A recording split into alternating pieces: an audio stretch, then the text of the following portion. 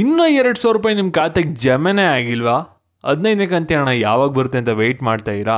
ಇದ್ರ ಬಗ್ಗೆ ಲಕ್ಷ್ಮಿ ಹೆಬ್ಬಾಳ್ಕರ್ ಅವರು ಲೇಟೆಸ್ಟಾಗಿ ಒಂದು ಅಪ್ಡೇಟ್ನ ಕೊಟ್ಟಿದ್ದಾರೆ. ಡೆಫಿನೆಟ್ಲಿ ಗೃಹಲಕ್ಷ್ಮಿ ಯೋಜನೆಯ ಹಣ ಪಡ್ಕೋತಾ ಇದ್ದಾರೆ ನೀವು 2,000 ರೂಪಾಯಿ. ಈ ಒಂದು ವಿಡಿಯೋನ ಮಿಸ್ ಮಾಡ್ಕೊಳ್ಳೋಕ್ಕೆ ಹೋಗಬಾರ್ದು. ಯಾಕೆಂದರೆ ಲಕ್ಷ್ಮಿ ಹೆಬ್ಬಾಳ್ಕರ್ ಅವರು ಲೇಟೆಸ್ಟಾಗಿ ಏನೊಂದು ಅಪ್ಡೇಟ್ಸ್ನ ಕೊಟ್ಟಿದ್ದಾರೆ, ಏನೇನು ಚೇಂಜಸ್ ಅಂತ ಹೇಳಿದ್ದಾರೆ.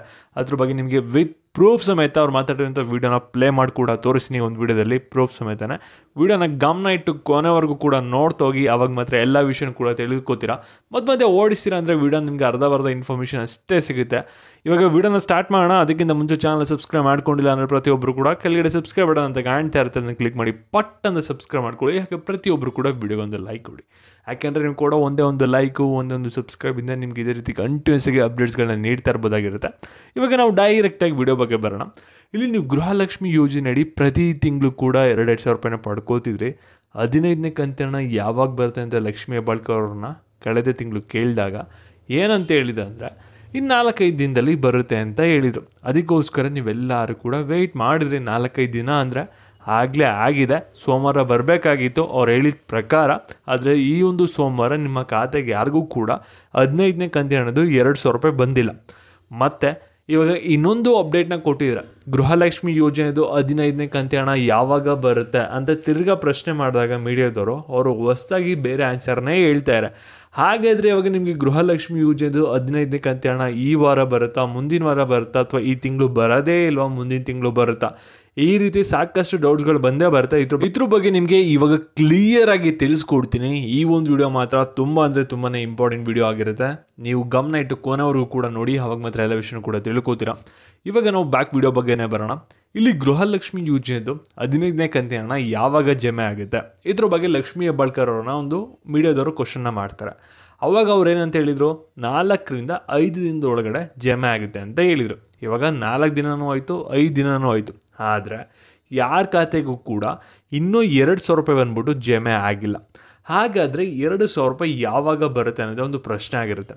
ಯಾಕೆ ಅಂದರೆ ಇವಾಗ ಸರ್ಕಾರದವರು ಎಲೆಕ್ಷನ್ ಇದ್ದಾಗ ಆನ್ ಟೈಮ್ ಆಗ್ತಾಯಿದ್ದಾರೆ. ಎಲೆಕ್ಷನ್ ಎಲ್ಲ ಮುಗಿದ ಮೇಲೆ 2 ತಿಂಗಳಿಗೊಂದ್ಸಲಿ 3 ತಿಂಗಳಿಗೊಂದ್ಸಲಿ ಆ ರೀತಿ ಬಂತು ಗೃಹಲಕ್ಷ್ಮಿ ಯೋಜನೆ ಹಣ.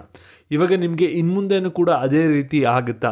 ಗೃಹಲಕ್ಷ್ಮಿ ಯೋಜನೆ ಹಣ 2 ತಿಂಗಳಿಗೊಂದ್ಸಲಿ 3 ತಿಂಗಳಿಗೊಂದ್ಸಲಿ ಆ ರೀತಿ ಬರುತ್ತಾ ಅನ್ನೋದು ಪ್ರಶ್ನೆ ಕೂಡ ಇದ್ದಿದೆ. ಯಾಕೆಂದರೆ ಆನ್ಸರ್ನ ಮಾಡಬೇಕಾದ್ರೆ ಈ ರೀತಿ ಒಂದು ಸ್ಟೇಟ್ಮೆಂಟ್ಗಳನ್ನ ಹೇಳಿದರೆ ಆ ಒಂದು ವಿಡಿಯೋನ ಕೂಡ ಲೈವ್ ಆಗಿ ನೀವು ನೋಡ್ತೀರಾ. ಈ ಒಂದು ವಿಡಿಯೋದಲ್ಲಿ ಅವ್ರು ಏನು ಹೇಳಿದ್ದಾರೆ ಅಂತ. ಅದಕ್ಕಿಂತ ಮುಂಚೆ ಅವ್ರು ಫಸ್ಟ್ ಏನೊಂದು ಅಪ್ಡೇಟ್ನ ಕೊಟ್ಟಿದ್ದಾರೆ ಅದ್ರ ಬಗ್ಗೆ ಒಂದು ಕ್ಲಾರಿಫಿಕೇಶನ್ ಕೊಡ್ತೀನಿ ನೋಡಿ.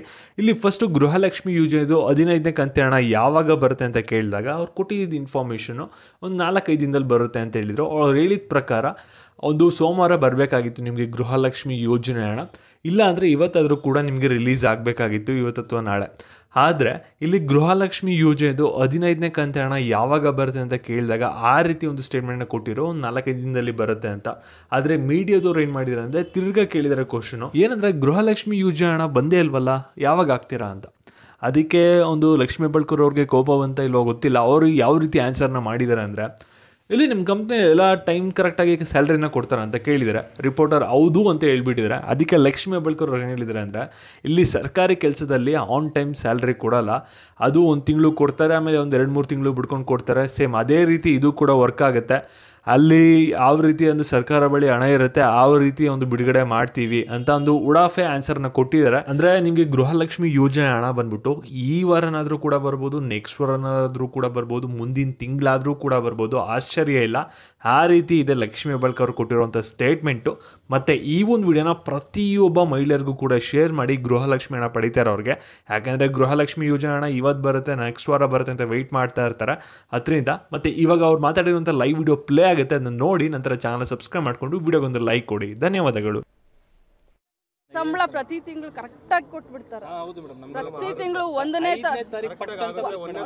ತಾರೀಕು ಬಟ್ ಸರ್ಕಾರಿ ಸಂಸ್ಥೆಗಳಲ್ಲಿ ಸಂಬಳ 1 ತಿಂಗಳು ಕೊಡ್ತಾರೆ, 3 ತಿಂಗಳಿಗೊಮ್ಮೆ ಕೊಡ್ತಾರೆ, ಒಮ್ಮೊಮ್ಮೆ 2 ತಿಂಗಳಿಗೊಮ್ಮೆ. ಸರ್ಕಾರದಲ್ಲಿ ಖಂಡಿತವಾಗ್ಲೂ ಹಂಗಾಗುತ್ತೆ.